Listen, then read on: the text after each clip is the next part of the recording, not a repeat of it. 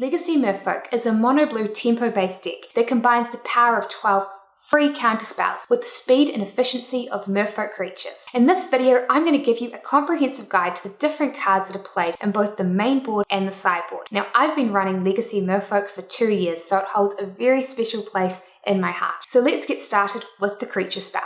Cursecatcher is the first Merfolk card that we see in the deck. Not only is he a 1/1 Merfolk, but he also acts as a forcespike against instants and sorcery spells. He is one of the 12 free counters in the deck, and he is normally run as a 4-of.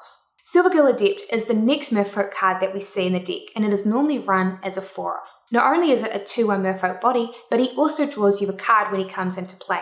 Now, this is especially important for the Legacy Merfolk deck because the deck lacks ability to get card advantage and to also do card selection. So this makes Silvergill Adept a very important card and also one that makes an amazing tempo play.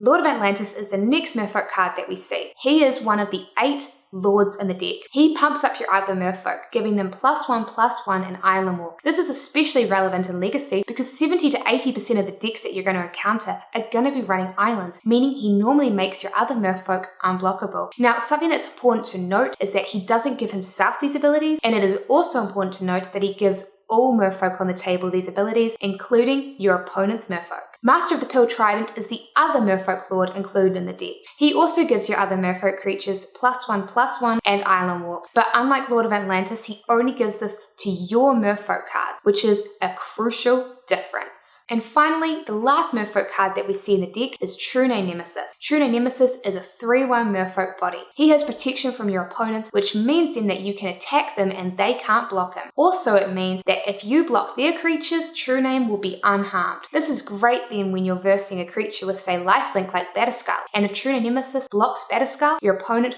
won't gain any life. The last creature card that sees play by default is Phantasmal Image. Phantasmal Image is normally included as a 4-of or a 3-of. Now, Phantasmal Image acts as a virtual Merfolk card because he can come in as a copy of any of your Merfolk cards. But he doesn't just have to come in as a copy of your cards, he can come in as a copy of your opponent's cards too. Many times while running Phantasmal Image, I have brought him in as a copy of my opponent's Emrakul. So those are the creature spells. Let's move on to the non-creature spells. Aether Vial is normally included as a 4-of in the deck. Of course, it's an amazing tempo play when combined with Daze, and it also means that your creatures are uncounterable when played through it, which is especially relevant when you're versing a deck like Miraculs. Force of Will is of course a snap 4 inclusive in the deck. It is a free hard counter. Now, one of the great things about running Force of Will in a deck like Merfolk is that all of the cards, or almost all of the cards in the deck, are going to be able to be pitched with Force of Will, which means that unlike some other decks like Bug Delver, you don't have some hard decisions to make, such as whether or not you should pitch your Brainstorm with your Force of Will. Daze is the last of the 12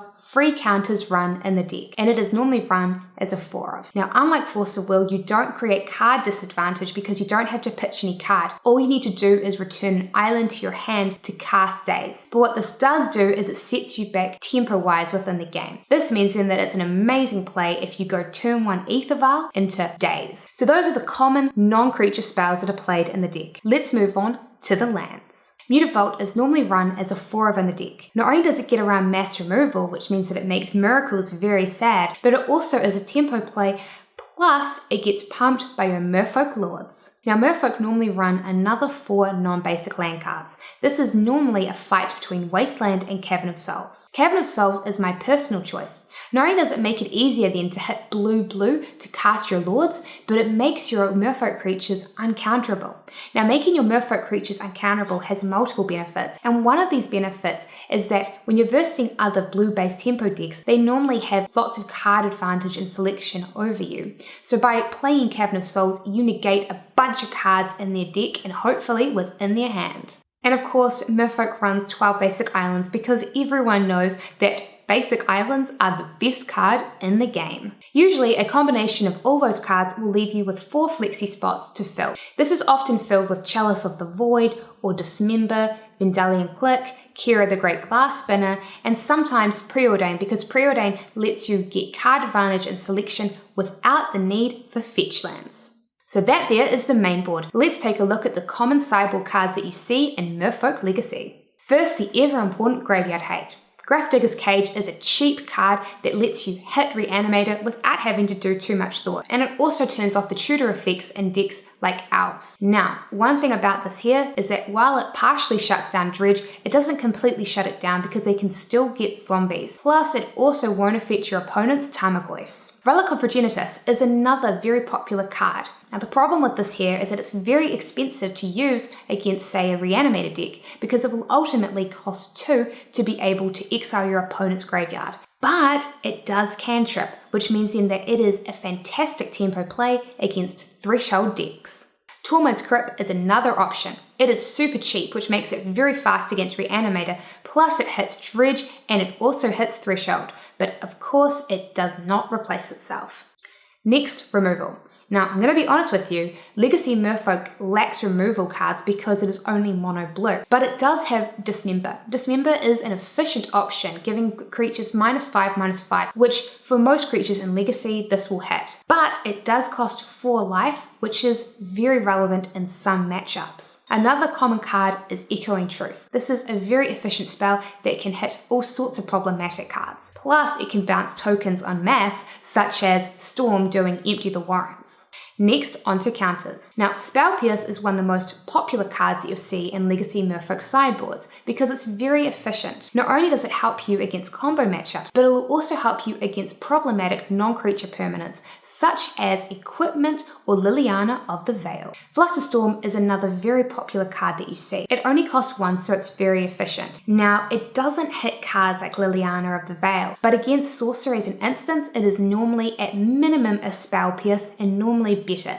It is an amazing card, of course, to side in against Storm. Swan Song is another very popular card. It is a hard counter for just 1 mana, and against a combo matchup, that 2/2 flyer is not relevant.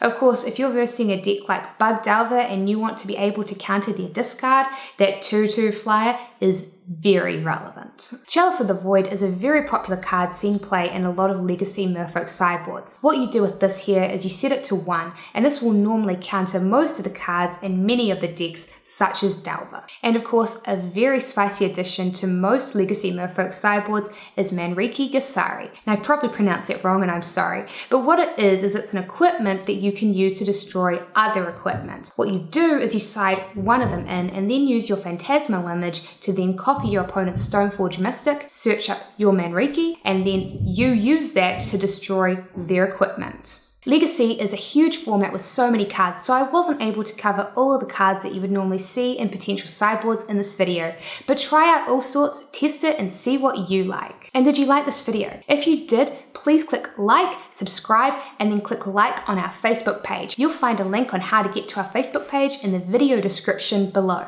It would be very, very much appreciated. See you on the next video.